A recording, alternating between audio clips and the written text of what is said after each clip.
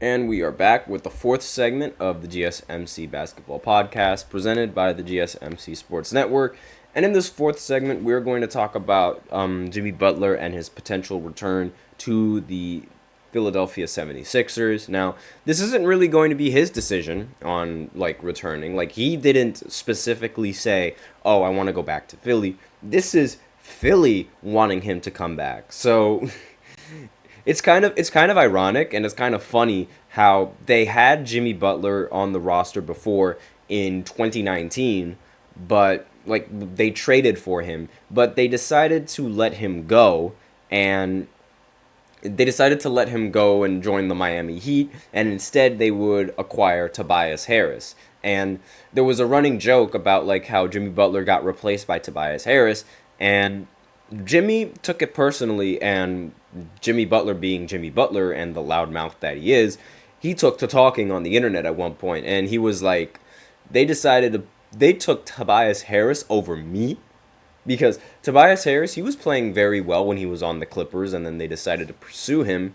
But ever since then, he hasn't really been that same monster that he was on the Clippers. And it was really the fact that they replaced Jimmy Butler with Tobias Harris. It's kind of insulting, given what Jimmy Butler has been able to do with the Miami Heat and with the team as a whole. So, looking at this article by Caden Hardy. So the Sixers had some success this past season after making it into the 2024 NBA playoffs. While they finished 7th in the Eastern Conference, the team was bounced in the first round by the Knicks. We love to hear that.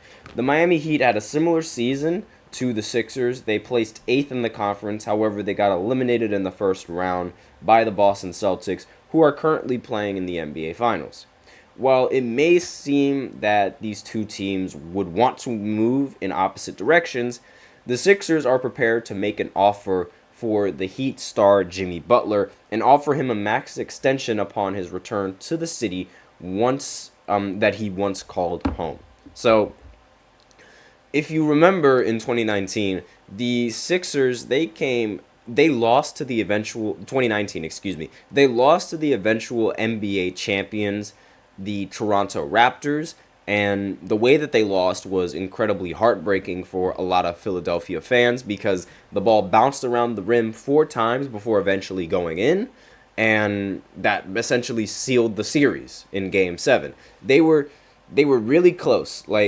They took the championship Raptors to 7 games and lost on one of the most clutch shots in NBA history.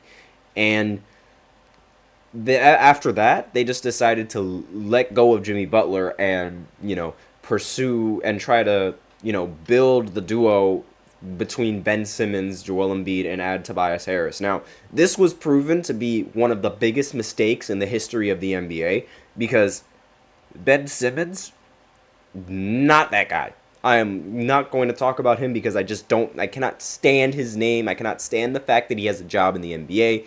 No. I will be the first one to say no. But aside from that, Jimmy, he's had a lot more success on the Miami Heat than he did with the Sixers. There's no telling, whether or not the Sixers would have gone farther with Jimmy Butler than without him. But at the same time, they definitely had a much better shot. I feel like that Sixers team with Jimmy Butler was very, very underrated.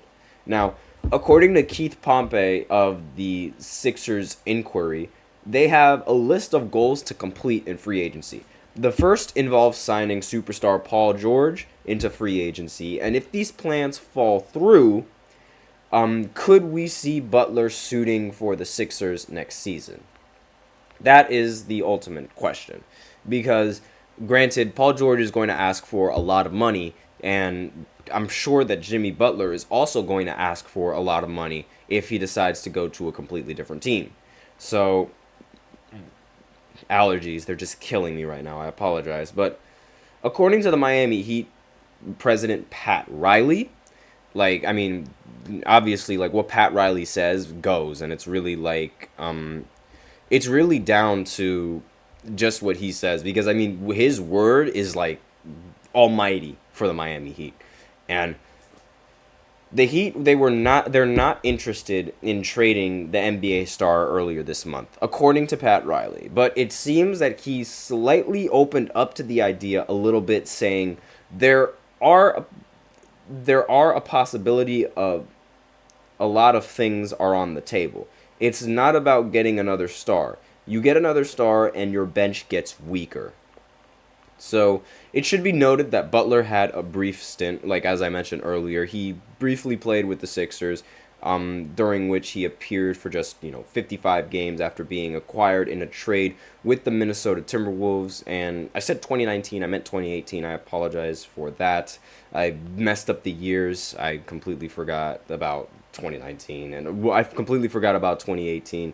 And while it is possible that the move doesn't happen, like, the Heat have had reason to get rid of their top players. Like, there have been many rumors about this offseason about a possible retooling in Miami.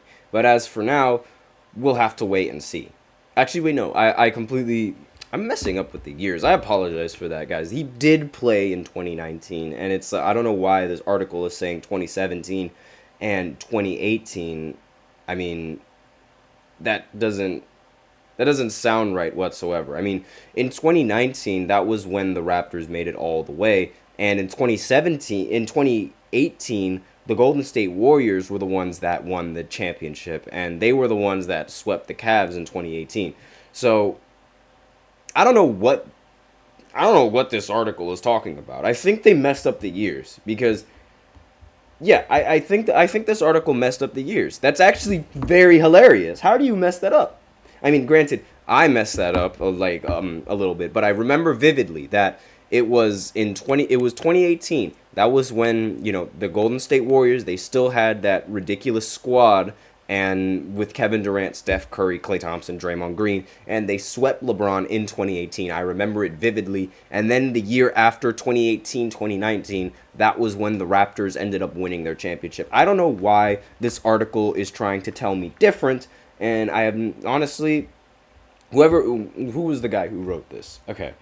Caden Hardy, don't ever listen to what he has to say, because that almost duped me.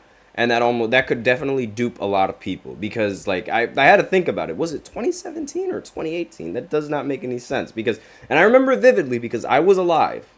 Like, this is one of those things where I 100% can remember vividly because I was alive during this time and I was active. I was incredibly active with basketball at this time. So, and I still am active to this day. But yeah, like that was a that was a bad mistake from them. But do I see Jimmy returning to Philly? I don't know.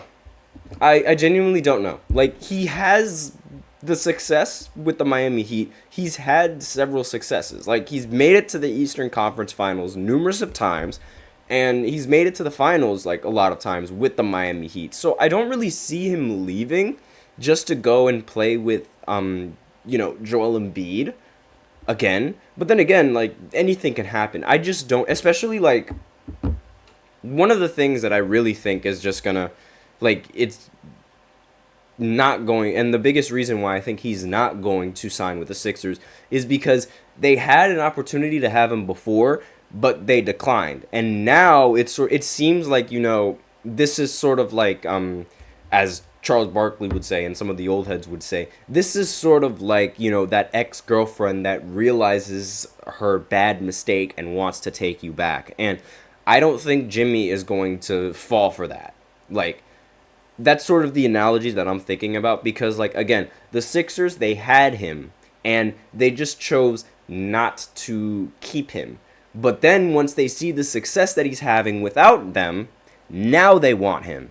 And I don't see Jimmy Butler, stooping that low and rejoining his former team. I don't see that happening.